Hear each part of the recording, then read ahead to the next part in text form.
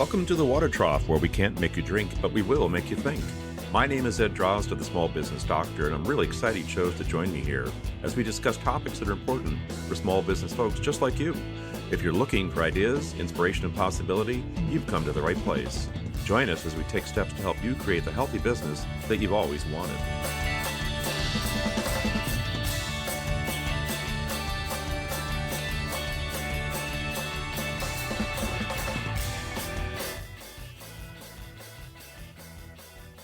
Welcome back to the Water Trough. This is Ed Drozd, the Small Business Doctor.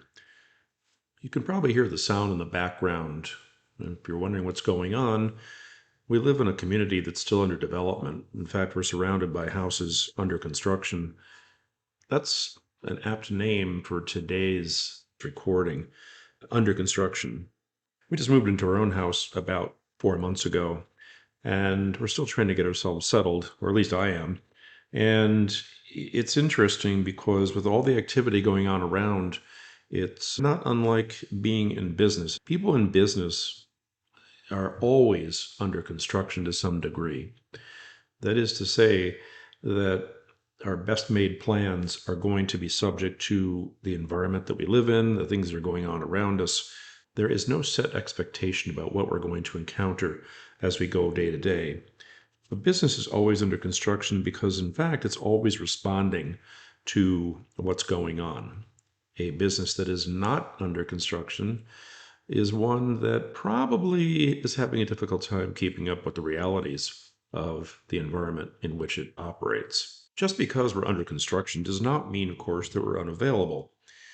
We operate our business in this state of flux, if you will, and necessarily so. But it doesn't mean we're not available to provide the services that we wish to provide, to sell the products that we wish to sell, and so on and so forth.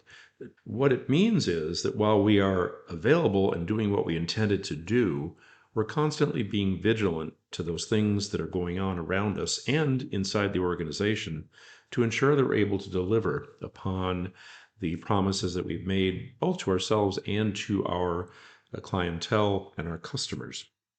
And that's a good thing. You might look at it this way. Being under construction is like being innovative, not just simply accepting the status quo, but taking measures to ensure that that which we offer is currently and always currently satisfactory and of value to those that would pay for these things.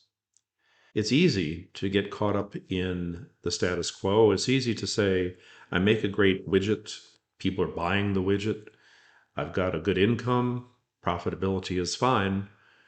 But in that state, that laissez-faire state, where things are looking good, we're failing to notice that at some point in time, things can change abruptly. Being in a state of construction, being in a state of preparedness for change to occur, is critical for us to maintain our presence and to maintain our impact in the community that we serve. You're probably thinking, under construction, people are going to get the wrong impression if you're under construction. Let's be clear.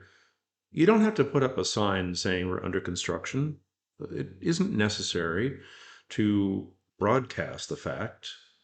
What's necessary is that you're able to demonstrate that you're keeping up with changes, to demonstrate that you're keeping up with the needs of your clientele, of your customers. You don't have to advertise it. But on the other hand, you don't have to be afraid to admit, to show, to demonstrate that you are reactive and proactive. Ideally, to show that you're proactive, and when need be, that you can be reactive to the situations that arise.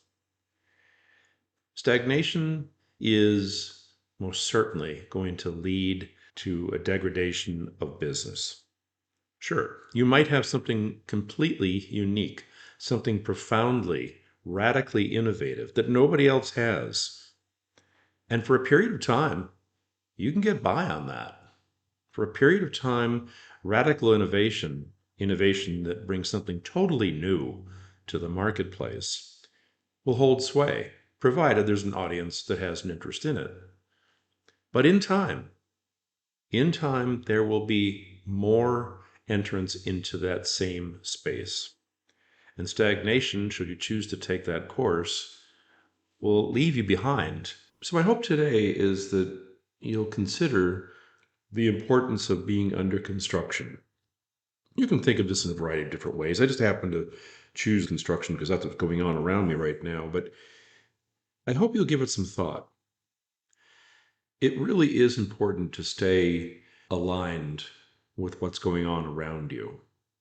It's important to build a good foundation and a strong enough foundation upon which you can make additions or, in some cases, deletions. Construction is not a bad thing. Whether you choose to share it with the world openly or not is your choice. But I encourage you to consider that stagnation, being simply happy with what is good, will someday come back to, as they say, bite you in the butt. Small business people in general, we want to succeed. We take pride in our success. We take pride in our innovation and the things that we've accomplished. And so it's really important to make sure that we are not simply content with what's going on. This is Ed Drozda. Until next time, I not only want to wish you a healthy business, but I want to wish you a business under construction. I'd love to hear your thoughts.